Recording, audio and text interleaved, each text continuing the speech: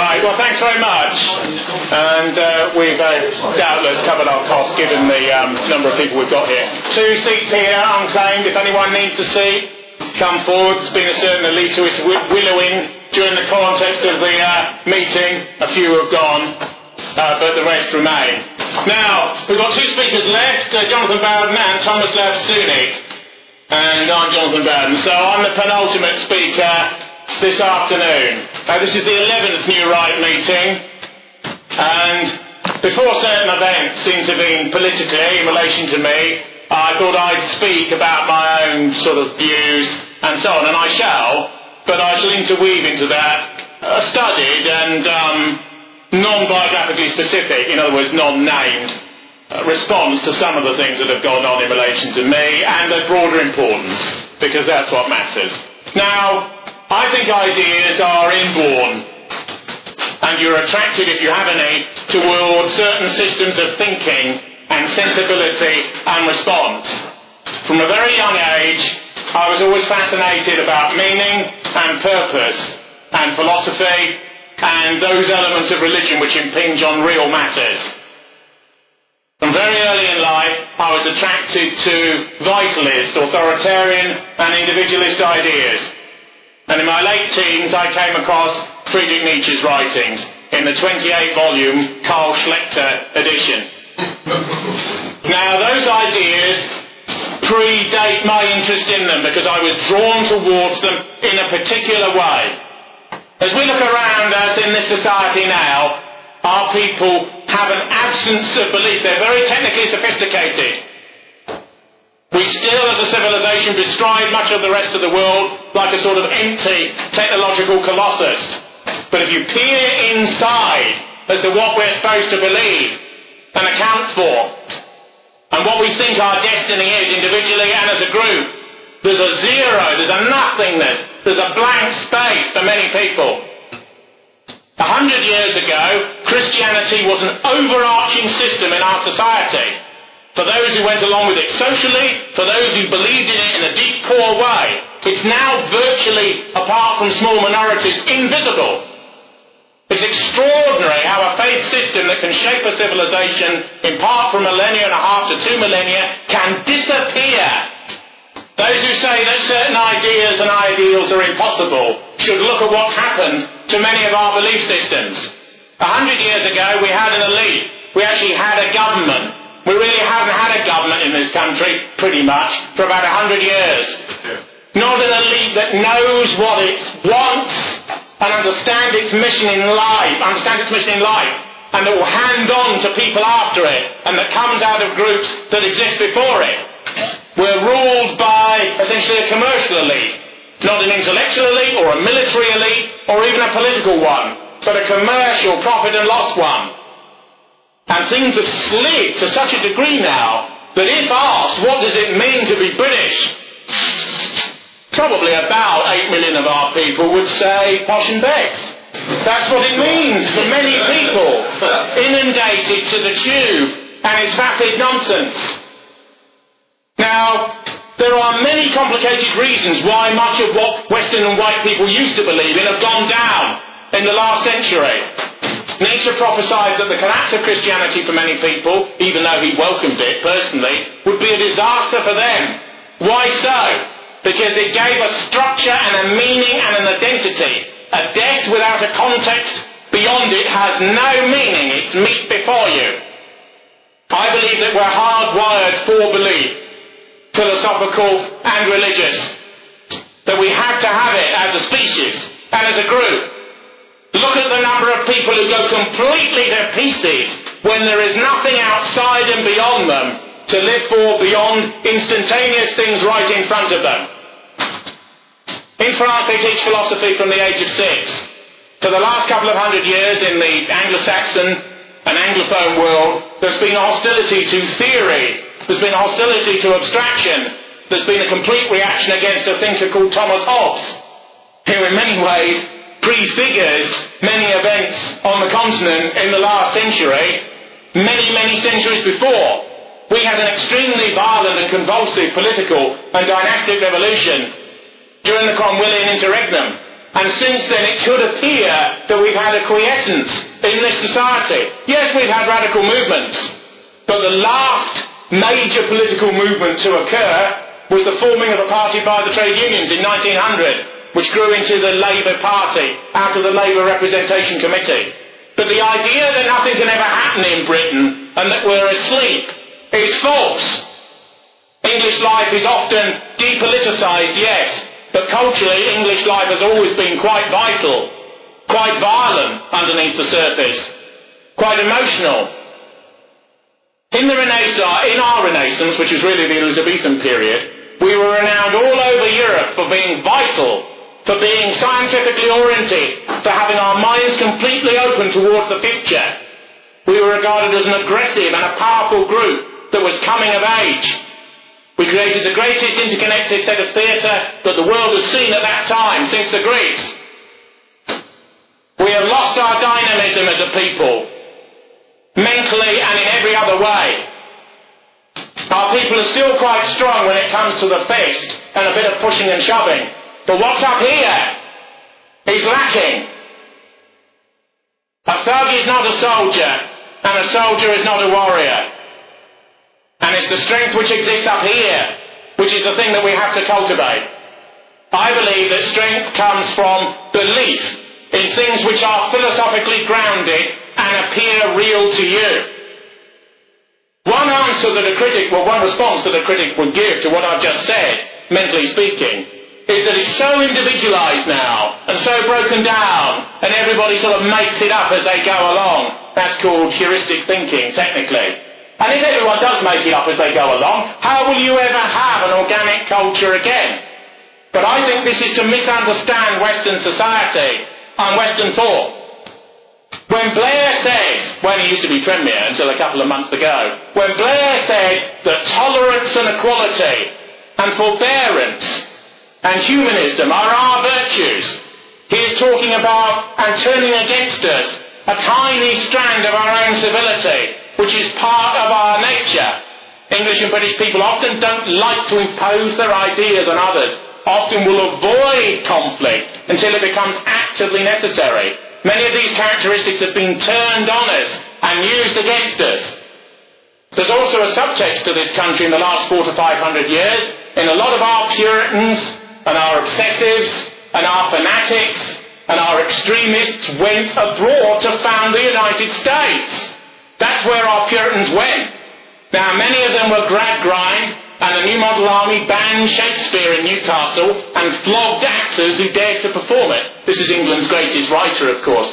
So there's a sort of Taliban self-destructivity to that type of Puritanism.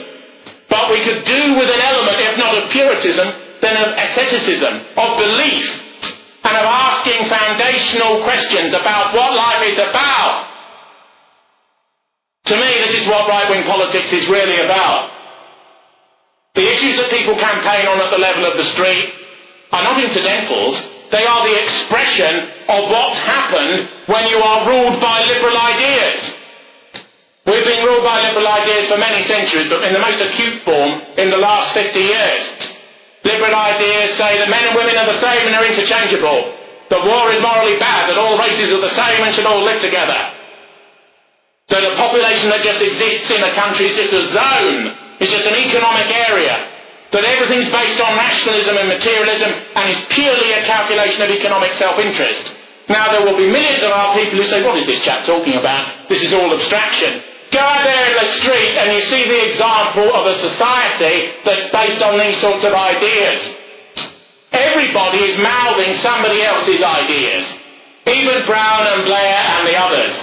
They are coming out with, in their own way, in a 10th-rate way, certain of the ideologies that they knew when they were at Edinburgh or Oxford or wherever. Because everybody speaks unless they are a universal genius who takes hold of reality and reshapes it as a cosmos for themselves. Everyone uses ideas that precede them and to which they are attracted. Even to say, I haven't got any ideas and it's all a load of nonsense is an idea. Everything is ideological. Every BBC news broadcast is totally ideological and is in some respects a soft form of communism, which is what liberalism is.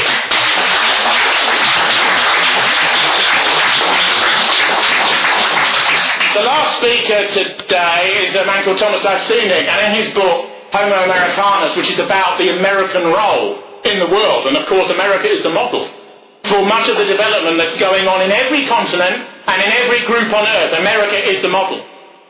He said that, and don't forget, he's a Croatian, and Eastern Europeans have lived under communism. Middle-class left-wing students in the 1960s used to hold their fist in the air and talk about communism, but these people have actually had to live under it, and that is a totally different formulation in every respect. What was a protest against mummy and daddy and a desire to smoke a bit of pot and do what you wanted led to concentration camps and slavery and dysgenics and death. And in certain Eastern European societies, what was just the mantras of adult babies out of their cots in the West was terrorism in the East. And that's what people don't understand. But in that book, he said something very revealing. He said that communism kills the body, but liberalism rots the soul. And that's exactly the case. Yeah, absolutely.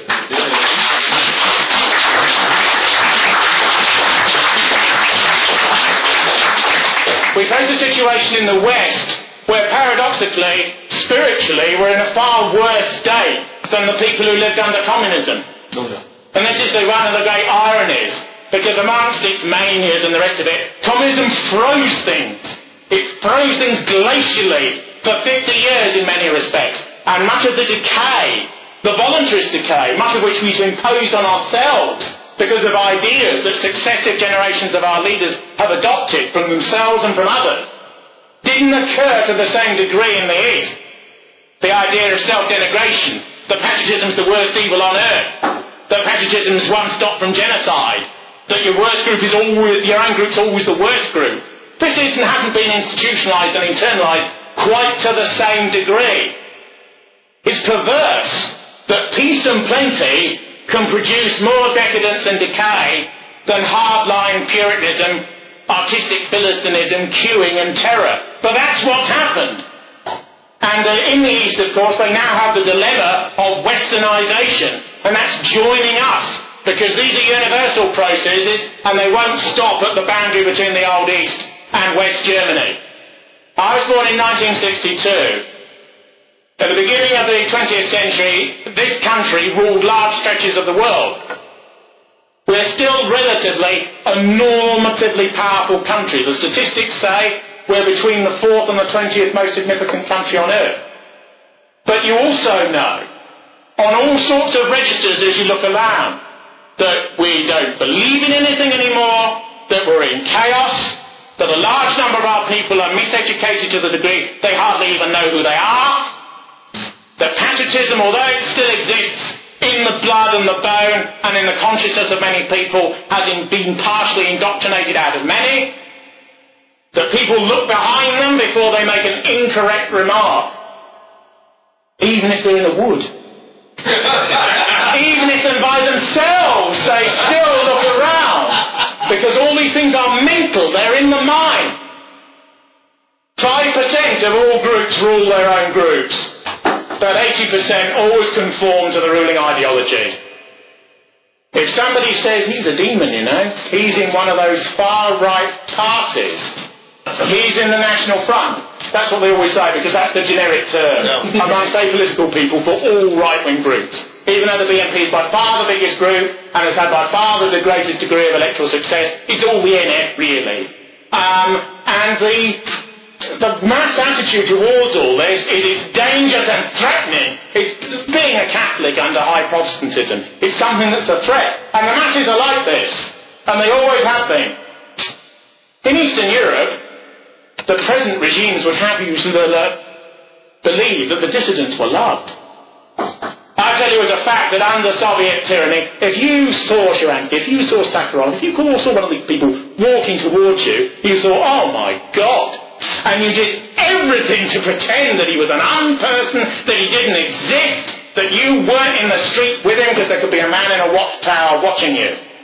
Now everyone comes up and says, oh, we agree with you all along. But in this society, liberalism has learned how to rule in a far more sophisticated way Towards the end of the quasi-Stalinist stage in Czechoslovakia, as was, secret policemen were looking under people's beds for abstract paintings and jazz music and this sort of nonsense. The West allows people who dissent just to think in their own little boxes and doesn't give a damn. Doesn't bother to ban books because 40% of the population can't read them anyway. This is how liberalism rules. It doesn't allow the privilege of dissent because it disprivileges dissenting ideas. And if people can't think and those ideas aren't worth anything anyway, it's invisible.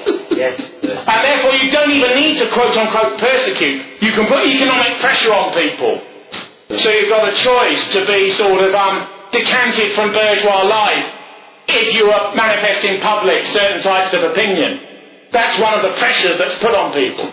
That's done deliberately to stop people who have education forming the head, forming a brain, forming an elite for the fist. And that's done quite deliberately, so that leaders will be choked off. If you go to a university, and Blair and Brown says everybody should go to a university. Right. At the University of Slough, straight the Thames Valley, there are 28,000 students, and they do courses in golf and tourism and hairdressing. It's just mass training for a post-industrial society, for sort of semi-robotic nerds to do repetitive tasks in framed environments where they're being timed and watched all the time. Now, because I believe it's thought which characterises our race and our group more than anything else, I think thinking is cardinal for many people. When the events of 1968 occurred, there were convulsive riots all across the Western world by left-wing Western youth. They could raise hundreds of thousands in the streets. Indeed, at the key events in Paris and elsewhere, there were 1 million in the street. There are also very large riots in the United States on many campuses. Western people have always been convulsed by ideals and by ideas.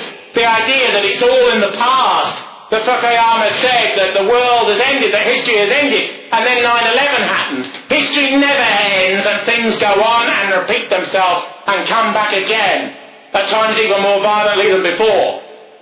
What our people are crying out for isn't really a religion or a belief system. It's a form of mental strengthening in and of themselves to overcome the disprivileging mechanisms that don't allow them to think and also allow them to reconnect with core areas of identity. I'm not a Christian, and I never was. Although I went to a Catholic school, and they educated me very well. And almost every book in that library was by a dead white European male.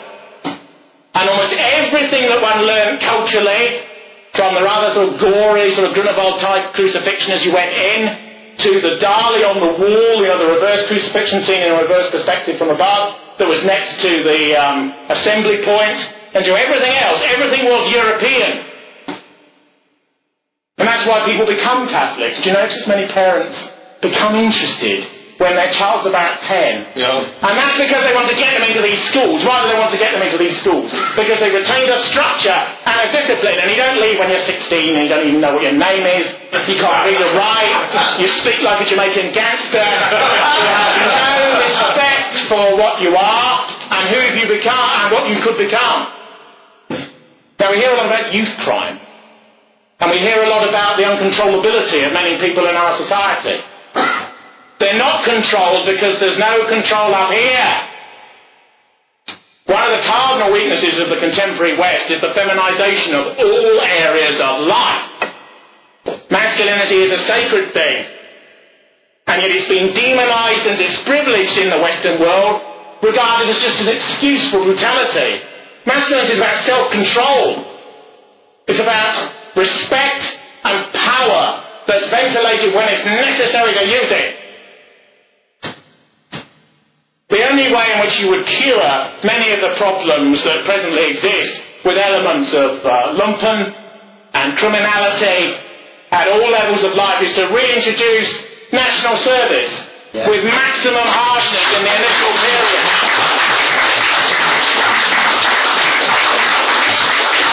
And a few would die, because they'd be too obese to get through those tunnels and over those walls with serrated glass with the people screaming at them in an unpleasant accent.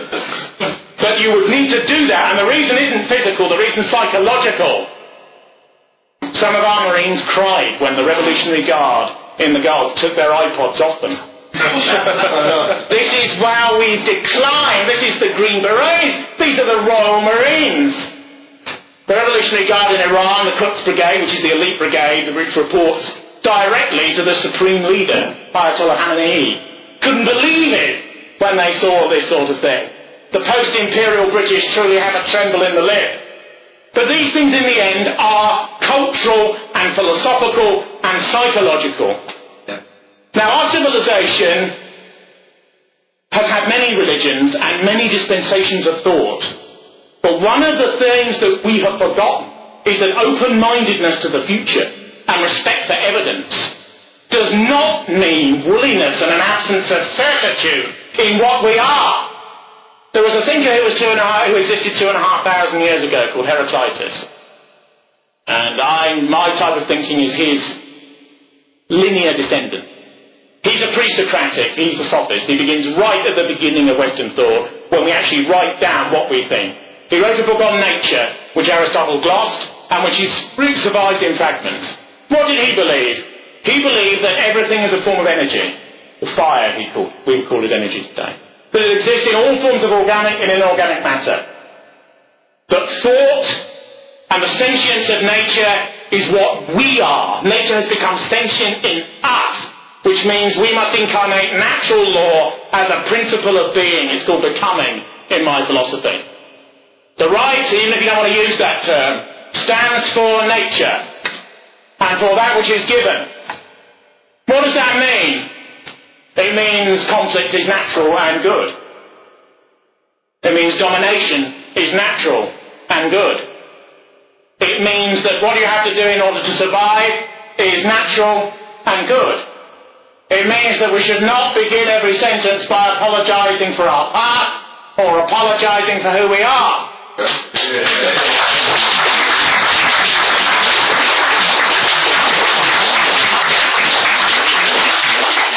Tony Blair, I think, made several interconnected apologies when he was Premier, but he didn't apologise for being Premier. No. He apologised for the Irish famine.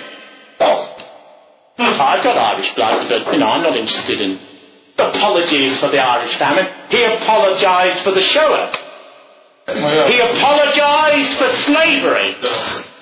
He apologised for almost everything going. And of course even these are meaningless, as some of the groups that they were targeted on had the courage to say. It's just temporising sympathy. In my philosophy, sympathy multiplies misery. And if somebody's in pain in front of you, you give them some options. And if they can't get through it, suicide's always an option. Now, what does Nietzsche believe? He believes that strength is moral glory, that courage is the highest form of morality, that life is hierarchical, that everything's elitist. There's a hierarchy in each individual. There's a hierarchy in every group of individuals. There's a hierarchy between groups of individuals. Inequality is what right-wing ideas really mean. Right-wing ideas aren't just a bit of flag waving and baiting a few Muslims.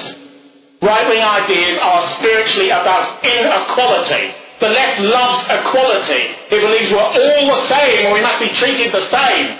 And they believe that as a morality, as a moral good which will be imposed. Under communism, Pol Pot shot everyone who'd read a book that he didn't approve of. Why did he do that? Because he wanted everyone to be the same and everyone to think in the same way. Asiatics have a form of description. It's called the tall poppy syndrome. They look at the plants, they decide one's a bit out of kilter, it's standing higher than the others, so you snip it down so all are the same. Pol Pot's not his real name, by the way. It's a joke name. It means political potential. When he was very young, Maoists wrote down, this man has political potential, Pol Pot. And that's where he took it from. This man is a terroristic psychopath. That when he took over his society with a teenage militia high on drugs, and almost everything had been blitzed and was defenceless, he put into practice, in a cardinal way, what many of these Western idiots in the 60s with their fist in the air had been proposing. He sat in Paris, in salons, listening to Christophe, listening to Sartre, listening to de Beauvoir, and he imposed it implacably like the cretin he was. The family's immoral. Shoot all the Buddhist priests that have got people married. Shoot people who are a bit too keen on marriage. Shoot everyone who's read books about marriage. Shoot everybody who's ever said marriage is a good thing. That's quite a pile of bodies and you haven't started yet. That is communism in its rawest and its crudest form. It's a sort of morality of bestiality, essentially. And it can't even impose equality, because in the communist societies of yesteryear, the elite will have its own shops, and its own channels, and they will have their own corrupt systems to keep their children out of military service, and so on. Or just like sort of Clinton's America, or Vietnam America before it. Every elite in that sense will recompose, despite the figment. Inequality is the truth. Because nature is unjust but also fair in its injustice, because there's always a balance. People who are very gifted in one area will have grotesque weaknesses in another. People who are strong in one area will be weak in another. People who are at the bottom within a hierarchy have a role and have a place in a naturally ordered society and will be looked after, because patriotism really is the only socialism. That's why the right appeals to all classes and to all groups within a culture, because all have a place. Now, I believe that in the Greek civilization, a peasant woman could kneel before an idol and could have a totally literalist, it's called metaphysically objectivist view of a religion. She believed in it absolutely, a fundamentalist in contemporary terms. And you can go right through the culture to extremely sophisticated intellectuals, some of whom were agnostics and atheists who supported religion. Yes, they did. Charles Maurras was believed to be an atheist, but he led a Catholic fundamentalist movement in France. Why? Because if you are right-wing, you don't want to tear a civilization down just because you privately can't believe. You understand the discourse of mass social becoming. What does a wedding mean? What does a death mean? What does the birth of a child mean? Unless there's something beyond it. What does a war mean? Just killing for money? Unless there's another dimension to it. We're reduced as right people first and just as human second. But we have to understand that belief is not a narrowness. Belief is an understanding that there are truths outside nature and outside the contingent universe that's in front of us that are absolute. The left-wing view that it's all relative and we make it up as we go along is false. Nature believes that we test ourselves here and now in relation to what's going on before us. And the more primordial we are, the more we live in accordance with what we might become, the more we link with those concepts which are eternal and that exist outside us.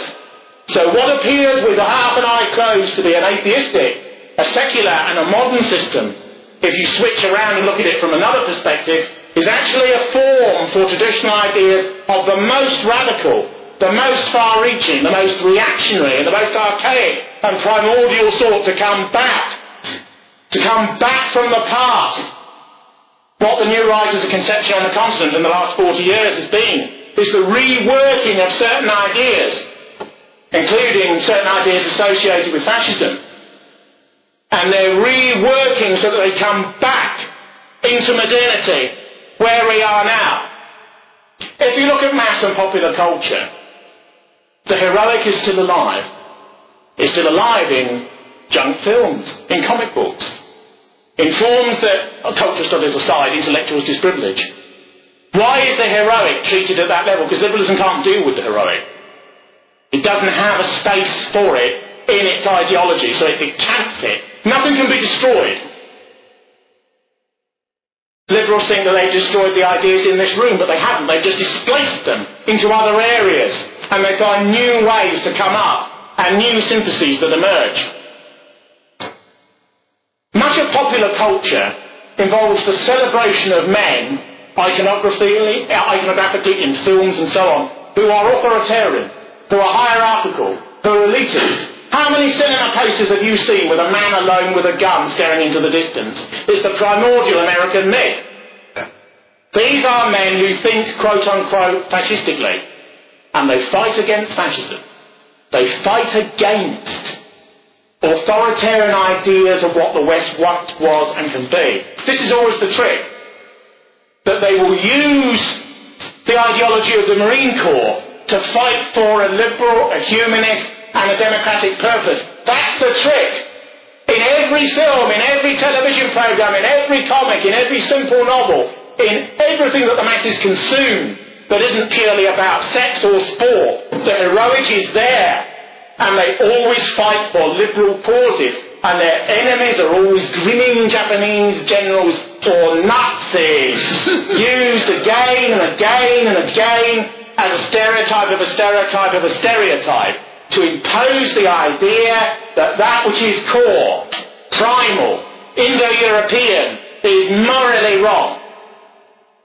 There's one issue that I must have spoken in the 4 years I was in the British National Party, 100 events, 120 events, 150 events if you add everything together. Now, I've never mentioned this topic, which I'm going to talk briefly about now. And this is the topic known as the shower. Now, all my life, this has been used as a weapon. All my life. Against any self-assertion by us. Whenever the most mild and broken-backed Tory says he thinks, immigration's gone a little too far, the finger will go down. And he will fall on the ground and say, oh no, I may have made a minor complaint before I was going to leave office.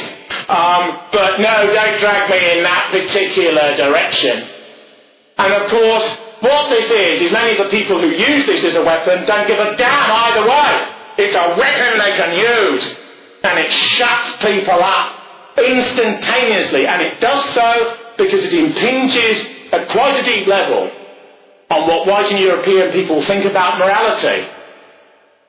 And this is a deep problem. And it's a problem that all right-wing politics since the Second World War, which was in reality a second European Civil War, the European equivalent of the American Civil War in some ways in the century before, of which in a very complicated way it's both an attenuation and a reverse reflex. But this issue is very, very deep and very complicated and important, and goes beyond methodologies about the figures for the number of purported victims involved. Many Western people feel that because it is generally a given in the society and culture that they're in, that variants of our group have committed atrocities, that our civilization is therefore rendered worthless, almost in its entirety, except when it apologises before it even states that the right it has for its right to exist. So every time Wagner is played on Radio 3, there will be a sort of 30-second health warning, like on a packet of cigarettes. It's as literal as that. And because it's an ideology, it's got to, it imposes itself. Ideologies want to impose themselves, like liquid finds its own level in a tank. If we were running things, if I was running the BBC, it will be slightly different to what's on tonight.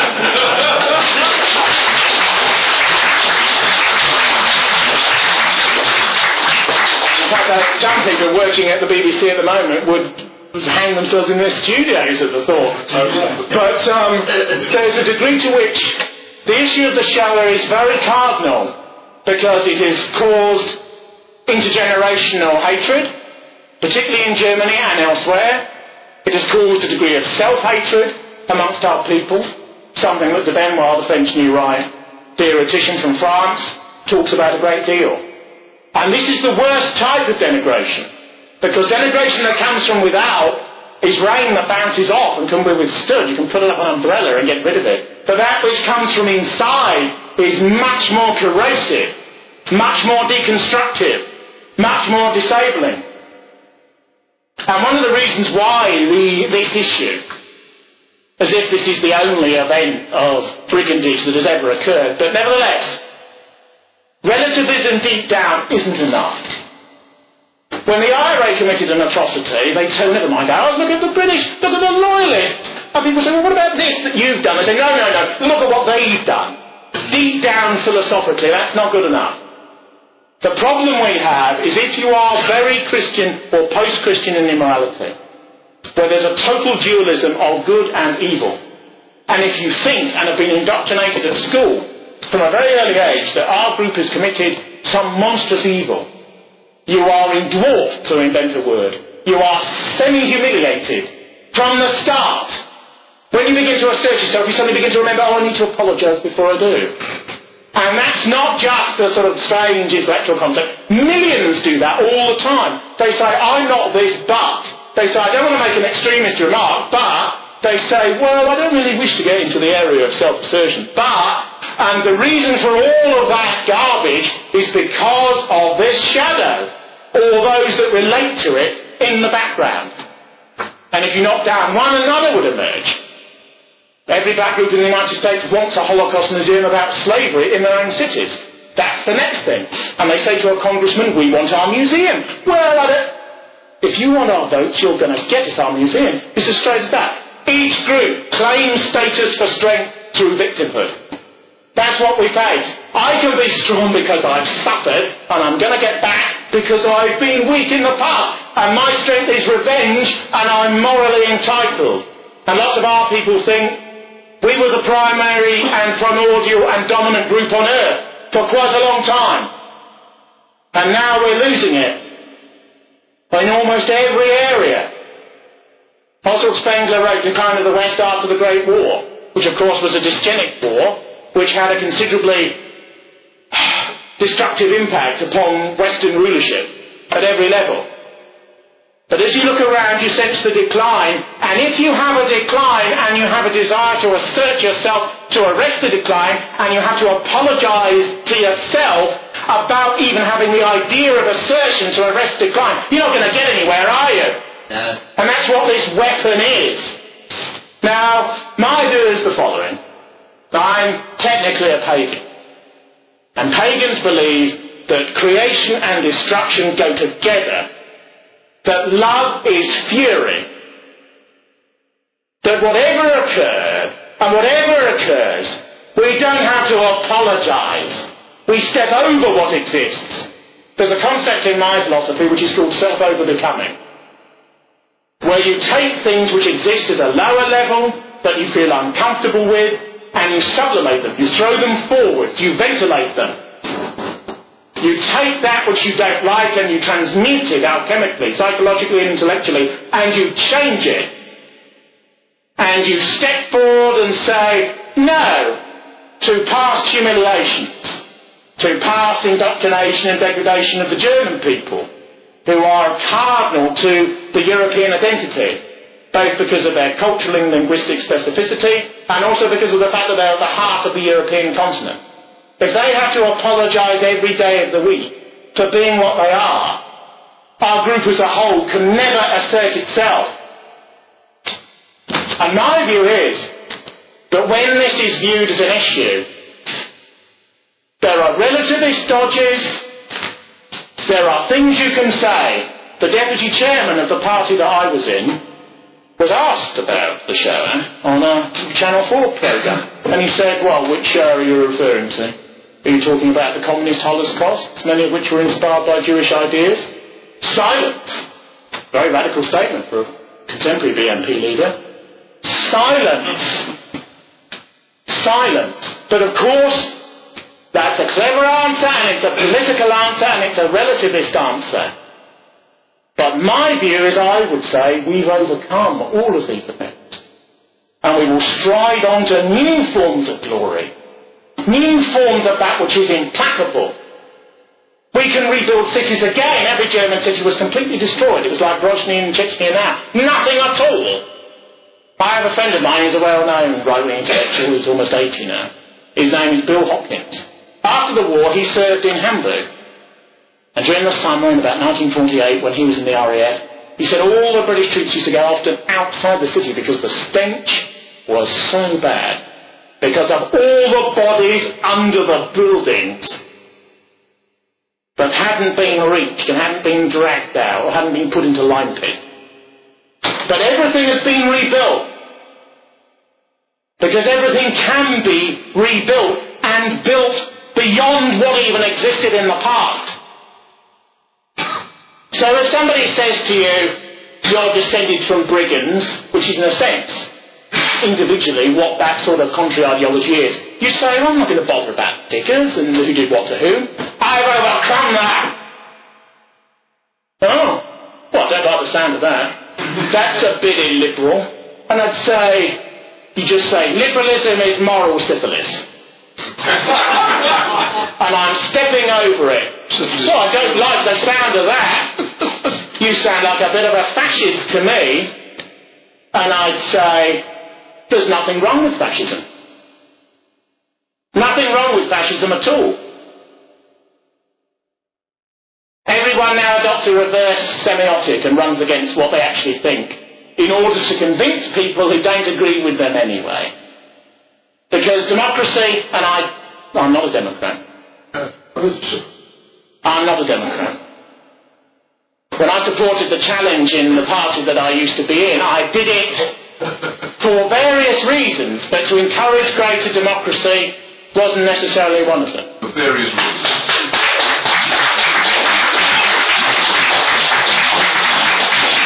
But authoritarianism has to have morality with it.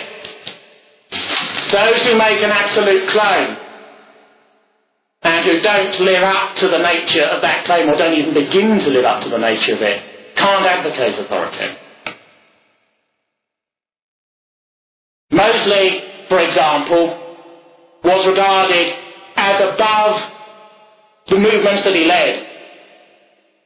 And therefore there was a degree of absolute respect, even if people disagreed with him totally on Europe and Nation and various other things, because of the respect he had as a man. And if you're to lead right-wing movements, you have to have that degree of character. Character is integral to that type of authority. It would be so in a military commander, never mind a political one. If it's not there, you can't make authoritarian pledges and carry on in that sort of way, because you're just involved in the grubby game, which consists of Labour, Liberal, Tory, and different versions of the same thing. To make an absolute claim and not live up to it is worse than being in New Labour. Because they don't pretend, even though people have been fooled. So my view is that we must return again to sets of ideas which suit us, that are cardinal for us, that are metaphysically objective and subjective, that see the flux and warp and weft of life and its complicatedness, but know there are absolute standards upon which things are based. If we can't overcome the weapons which are used against us, we will disappear. Right. These are the facts. Yeah. And therefore we have to do so in our own minds. Every other group that's ever existed in human history has not had the albatross around it, but it only remembers as a form of guilt and expiation, and as a Moloch before sacrifices must be made, their own moments of grief and of slaughter and of ferocity. They configure the world in another way. When the Greeks sacked a city in internal warfare, everyone would be enslaved. But they did not remember when their bards sang of their victories that they had denied the human rights of other Greek city-states. No people can survive if it incorporates as a mental substructure an anti-heroic myth about itself. This is why war is largely fought in the mind of the modern world. When Iraq was invaded and that regime was taken down, the precedents for everything which occurred had been done earlier in the 20th century. Debarfification, removal of the army but allowing them to keep their weapons. It's bad news. Americans have learnt the error of that subsequently. The removal of the top of the civil service. Trials for those involved. Their moral degradation and expiation hanging in public, put on YouTube so the world can see it a degradation of these villains. Not foreign statesmen to which we were opposed and against whom we fought, but villains, criminals that we must demonise and destroy. Why is it done? Because it destroys them morally in the mind. And Iraqis think, oh, Saddam was what nothing to do with it. Why do you say that, Abdul? Well, I've seen it on the telly. That's what 80% of people are like. These extraordinary reversals, because this is a mass age. In the past, countries were ruled by elites. You chopped off an elite, put another elite in place. Now the masses are allegedly in charge, so you have to indoctrinate the masses. You have to stimulate them to fury. Your enemy's not human, they're beasts. Milosevic, beast, human rights abuser, genocidalist. Saddam, our man in the Gulf for years. Now a demon. An anti-Zionist, ferocious apostate, and so on. But most of the chemicals that he used in the three-way war, Kurds, Iranians on Iraqis, fought at the First World War level. Companies in Germany, in France, in Russia, in Belgium, in Britain, and in North America provided that. The gas was used by the Iranians as well, and the Kurds fought on both sides. But that is the complicatedness that people don't want to see. And it's also applicable to all groups. An American colonel in Fallujah will be fighting in his own mind, physically, in a courageous way. At the level of him in the ground, with the sand around him and the flies in his eyes. He's not thinking about grand theory. He's thinking about getting through that tour of duty and getting back to the wife and the kids in Maryland or something. That's that level. We always have to understand that individual white Americans have absolutely no control over their elites, just as we have no control over ours, because they've gone to a global level and they think they've left us behind. They think England and Britain's a puddle and they can step out of it to universality. Well, you can't step out of it to universality, because if you're not rooted in something, you don't come from anywhere. There are no roots that go down into the earth. And you can be moved about like a weed which has very weak roots and just ripped out. And somebody stronger will rip you out. So my role in all these right-wing parties and groups that I've been in one way or another, for the last 15 years, is to preach inequality. Did you hear that? He says people are unequal. People are unequal. 75% of it's genetic and biological. Partly criminality is biological. Predisposition to drug addictions are biological. Intelligence is biological. Beauty is biological. Ferocity or a predisposition to it is biological. Intellect is biological. You can do a bit, but you're born to be what you are.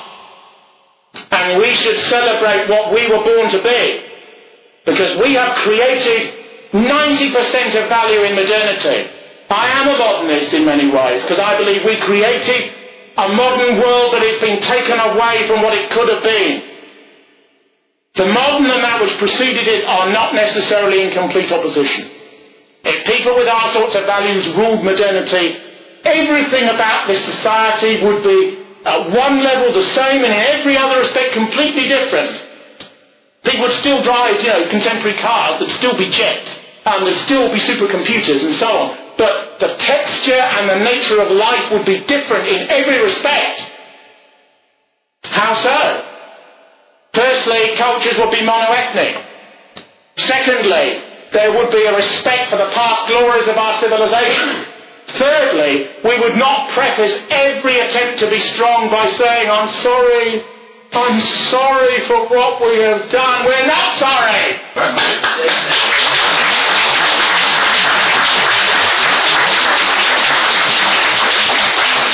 And we stepped over the prospect of being sorry. Now, Martin Begin, in his autobiography, which is called, My Struggle? It's called My Life. He was asked about the massacres of Palestinian villages, which was certainly instituted by his paramilitary group. And he said, the sun comes up and goes down. It was necessary. We lived, we struggled, and they have died. Israel. And we have to be the same. We have to be the same. I spoke at a BNP meeting, and the chap who came up to me and said, "You're a bit right-wing, aren't you?" He said, "I used to be in the Labour Party." I said, "Oh, all right, that's all right." And he said, "Don't you think this party's a bit too nationalistic?" And I said, "Well, what, do you object to these flags?" And he said, well, I'm just being honest. I said, "Okay, you know, he's willing to stand in this sort of thing." I said, "Why does it upset you?" And he said, "Well, wouldn't it be better if we presented ourselves as the victims?" He said, I don't want to caricature the bloke too much, you know, but he said, "I'm obsessed by the case of the red squirrel." And I gave him a very strange look. But what he meant was he wants to configure that we are the victims. Yeah. And the problem with that is that it's what everyone else does. And it can be done, because there are many white victims in this society now, in the way that it's going. But if you concentrate on pain and defeat, you will breed resentment. And I believe that resentment and pity are the things to be avoided. Stoicism should be our way. Courage should be our way. When somebody pushes you, you push them back. When somebody's false to you, you're false to them. When somebody's friendly to you, you are to them. You fight for your own country and your own group and your own culture and your own civilization at your own level and in your own way. And when somebody says, "Apologise for this or that," you say, "No, I regret nothing." As a French singer once said, "I regret nothing." And it's a good answer. I have no regrets. One's life is a bullet that goes through screens. You hit a final screen and you're dead. What happens after? None of us know. There's either a spiritual world, as all the cardinal and metaphysically objectivist religions of every type, for every culture and every group say there is, or there's not. In my philosophy, the energy that's in us goes out into everything which exists.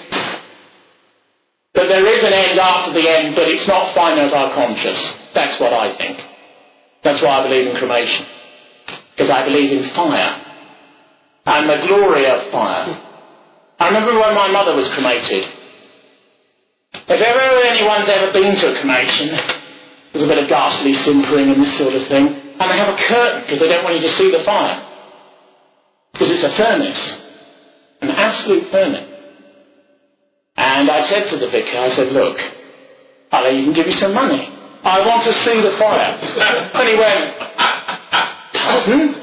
I said, "I'm a pagan, I want to see the fire." And he went, "Good Lord." I said, "Are you one of those?" And he said, I thought he was going to say, "Is it 20 quid more?" But no.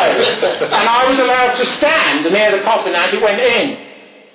And it's just a gated furnace. It opens the sort of ecumenical and multi-dimensional curtain that they have over it, which has a peacock and various multi-faith figures on it, goes up, and you see this wall of flame. This amazing wall of flame that's like the inside of the sun. And you see this oblong box go into it, and the flame finds every line, and every plane, and every sort of mathematical conceit in the box. And soon it's completely aflame, and then the gate comes down. And I believe that's what life's like. I believe that's what happens when a sun forms, when a galaxy forms, when one ends, when a life begins and when a life ends. That for me is life. Fire, energy, glory, and thinking. Thinking is the important thing. Being white isn't enough. Being English isn't enough. Being British isn't enough. Know what you are. In this book, to read about your own culture is a revolutionary act. People are taught to rebel at school and hate our high culture, hate our folk culture. It's all boring. I heard a Manchester club leader who I vaguely knew early in my life, who died recently, and who was in charge of Factory Records. Very left-wing, that's why he produced bands called New Order and Joy Division to make money out of it. He said, "I didn't like 80s new romantic music," and the Radio 5 jockey said to him, "Why is that?" And he said, "Because it was too white." Too white. because its base wasn't black enough, he said. Now, if you have these sorts of ideas, you will mentally perish over time, and you will physically perish as well over time. But you have to know about our own forms to be able to deny the postulation of these people who would deny them. Knowledge is power. Listen to high music. Go to the National Gallery. It's free. You can spend hours in there. Look at what we've produced as a group. This is what the Muslims teach their people, to be totally proud of what you are in your own confirmation of identity. Because identity is divine. It's just like that fire that consumed the box when I was younger. Nietzsche's philosophy isn't for everybody. It's too harsh and too forbidding for many people. But it is a way of thinking which is reflexive and absolute. It's a way of thinking which is primordial, extraordinarily Western.